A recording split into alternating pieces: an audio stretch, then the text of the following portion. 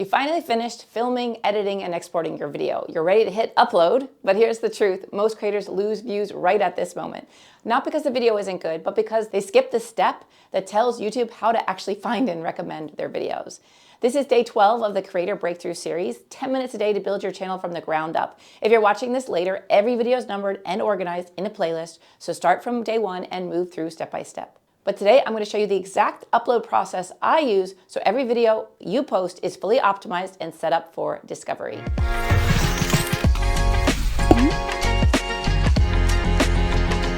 Uploading isn't just pressing a button, it's publishing strategically.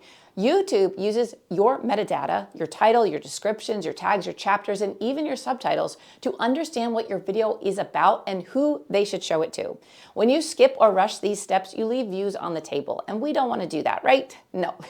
But when you take 5 extra minutes to do it right, you help YouTube help you, and also help your audience find you.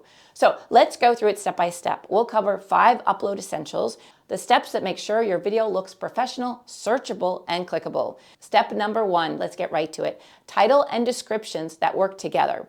Think of your title as the hook and your description as the context. They should complement each other, not repeat each other. Here's how to do it. Write your title for humans first, algorithms second. For example, how to grow a YouTube channel in 2025 even with 0 subscribers. That could be your title. And then in your description, you'll want to restate the value in the first 2 lines, but don't repeat the title of the video. This shows up in search preview. So in this video, I'll show you how to grow your YouTube channel step by step using current 2025 strategies. And then add 3 to 5 supporting keywords naturally into your description. So don't stuff it with keywords. Think of keywords as seasoning and not the meal. And you can also use AI to help you with this when you're stuck. But I would try to write it human first and then use AI to make sure that it flows and that there's lots of SEO-friendly words in your description. Step 2, thumbnails and tags. Your thumbnail and title work as a pair. They should create curiosity, not confusion. They should pair together like wine and cheese. I'll always have to credit Alex Parker from Think Media with that one when he was coaching me. Wine and cheese. Thumbnail and title. Okay, so how do you do it? You make your thumbnail visually simple. 1 face or object or animal or whatever your main focus is, 1 emotion, and 3 to 5 words max. The less, the better, to be honest. Avoid small text or busy backgrounds unless you're in some niche that loves busy backgrounds. I was working with one client once who had a niche that was antiques. And the antique thumbnails, they are very cluttered, but they work. So you have to know your niche as well. But for the most part, for 99% of the niches, you want to keep it clean. And you can use Canva for free, the free version, to make and edit your thumbnails easily. It's super friendly, easy to use. Tags aren't as powerful as they used to be, but I would still add 5 to 10 keywords that summarize your content. Because if YouTube still gives you a spot to use to help with the SEO, why not fill it in? That's my motto. So, for example, YouTube growth tips, content strategy, small channel advice, those would be some keywords I would use for this video. So remember, thumbnails get the clicks, tags just help to confirm what the video is about. Step number 3, chapters and timestamps. Timestamps are huge for retention and for SEO actually. They tell YouTube exactly what's covered and helps viewers jump to what they need instead of jumping out of your video. So how do you do it? You add your timestamps in your description by starting with 0:00. So for example, 0:00 intro, 0:45, meaning 45 seconds, why this matters, 1:30 seconds or 1 minute 30 seconds, step 1, and then you give the title of the step, right? And you have to start with 0:00 first for the chapters to be understood in YouTube when in your description. So how can you create chapters easily? What I do is I copy and paste my transcript from YouTube with the timestamps into ChatGPT or another AI and just say create chapters for this video. You could say an amount like create 5 chapters for this video or create 10 chapters for this video, but boom, it's super easy. It'll pop out those chapters for you and then you just click them and you copy and paste them into your description. In the old days, we had to watch the video, mark down what happened, when it happened, and then chapters. So it's much easier now with AI. And I would say use clear labels so even skim readers can understand what your chapters are about. They don't need to go into length. And a lot of people say 2 arguments with this. Some people say if you give the chapters and you tell everything what the video is about, people won't even watch it, they'll just skim the chapters. Maybe. But those also might have been the same people that wouldn't be non-committal anyway, hop in your video and not watch it anyway and leave. I would say it's better to put in chapters than to not put in chapters because it will help keep people in your video. So the first timestamp, like I said, must start with 0:00 for it to work. For example, when YouTube says it will automatically add chapters for you, it won't. It really won't, unless you get thousands and thousands of views on your videos. Otherwise, just ignore that little line that says automatically add chapters in my videos because it doesn't do it until you have tons of views. So you need to do it yourself if you are a smaller channel or you get less views. And here's a pro tip. YouTube uses timestamps to feed Google search snippets, which is another path to discovery. So they're really, really helpful. Step number 4, subtitles and captions. Adding captions isn't just about accessibility, it's about reach. More than 80% of viewers watch videos on mute at least part of the time.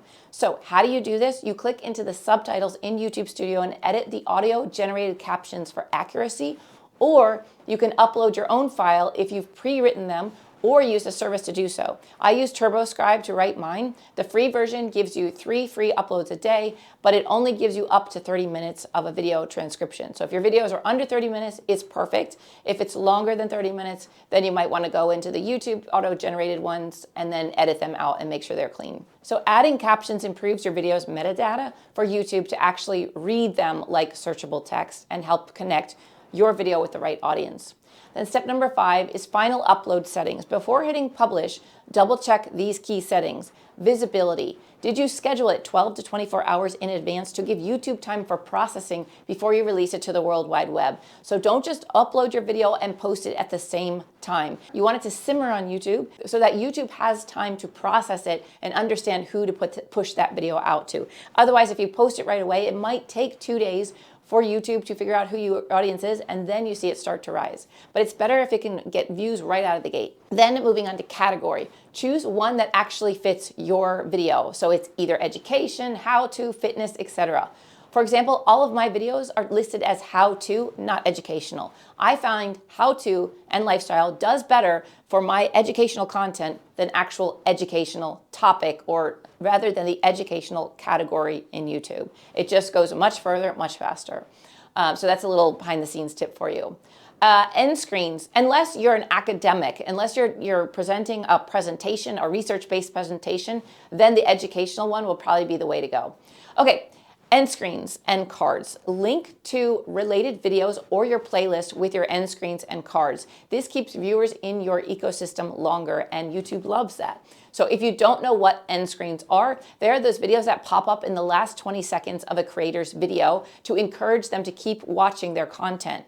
And then the cards are little pop-up that you can put throughout your video that show up as like a little white bar across the top with some words on it. And you can link either websites or other videos or other creators' videos or playlists or other content in those little cards that pop up on the screen. For comments, you'll want to keep them on. They're a signal of engagement. So if you have them off because you're afraid of hate comments and stuff like that, do not do that. Turn them on right now. You can monitor what level comments come through, like you could be more specific and monitor them, but have your comments on, because when your videos are getting engagement, when people are commenting, that helps YouTube to know that people like your content and to push your content out. So make sure that your comments are on. I want you to change that right now.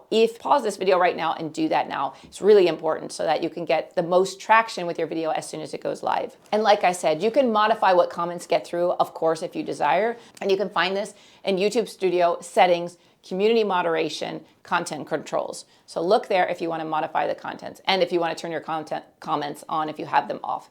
Then license, always standard, not Creative Commons. The reason is, number 1, standard YouTube license protects your ownership, which means you own full rights to your content. Others can't legally download, remix, or reuse your videos without your permission. YouTube can display it on the platform, but you keep control of how it's used elsewhere. This is the default and the safest option for creators who want to build a personal brand, business, or course-based ecosystem like you. The difference is with Creative Commons, it allows anyone to reuse your content. If you select Creative Commons CC, you're giving anyone permission to download, remix, and repost your videos, even commercially, as long as they give credit. And it can end up reloaded, edited, and monetized by someone else. You lose the ability to enforce takedowns since you've granted reuse rights. That's great for open source education or stock footage products, but not for a YouTube channel built around your intellectual property of coaching, courses, or branded content. So bottom line, stick with standard YouTube license for all brand, business, or educational content. Only use Creative Commons if you intentionally want to make your video reusable by others. And one more pro tip, add your video to a playlist before publishing it. It'll tell YouTube the context of that video immediately. So it's very helpful. Okay, so every video you upload is a brick in your foundation. And when you take these extra few minutes to optimize, you're not just uploading, you're building a system. I've seen creators go from 200 views to 2,000 just by fixing their upload process. Same videos, better setup. It's not about hacking the algorithm, it's about helping the algorithm help you.